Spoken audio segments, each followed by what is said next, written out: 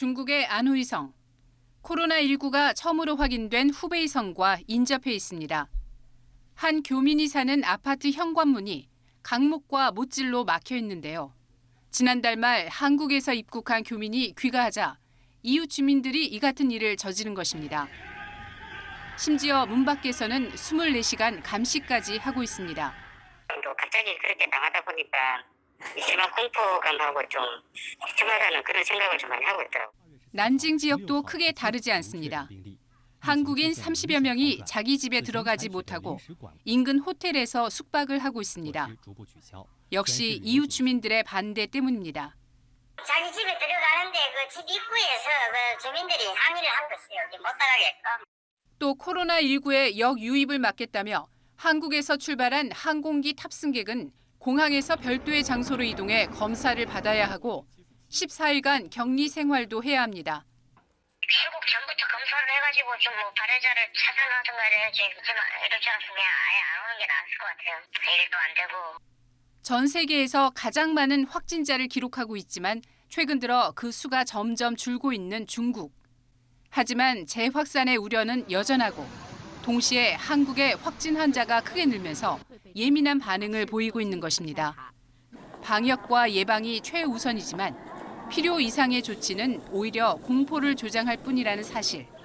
중국 정부가 고민해야 할 대목입니다.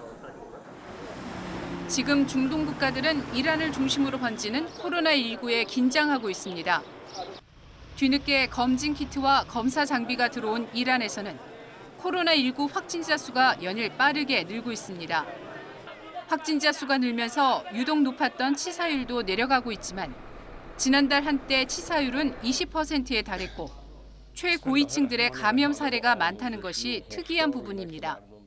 이란 최고의 여성 관료인 앱테카르 부통령을 비롯해 방역을 책임지던 보건부 차관 등 요직에 있는 인물들의 감염이 속출하고 사망자까지 나왔습니다.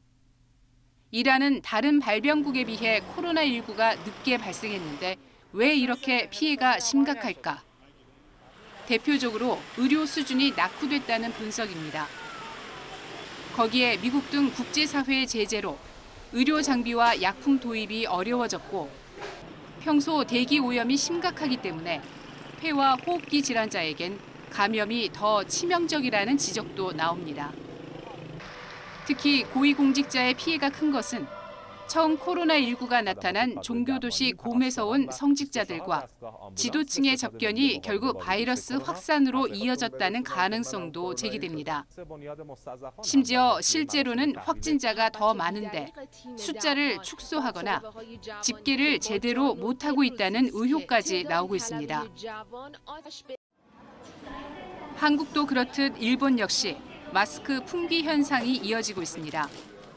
제조업체들은 24시간 쉼없이 마스크를 생산하고 있지만 여전히 수요를 따라잡지 못하는 상황. 또 최근엔 마스크 못지않게 화장지도 없어서 팔지 못할 정도인데요. 이른 아침부터 상점가에 끝을 알 수 없는 긴 줄이 이어집니다. 一昨日には在庫あったんですけど、昨日にはすでにもう売り切れましたんで。 이런 현상은 바로 가짜 뉴스 때문.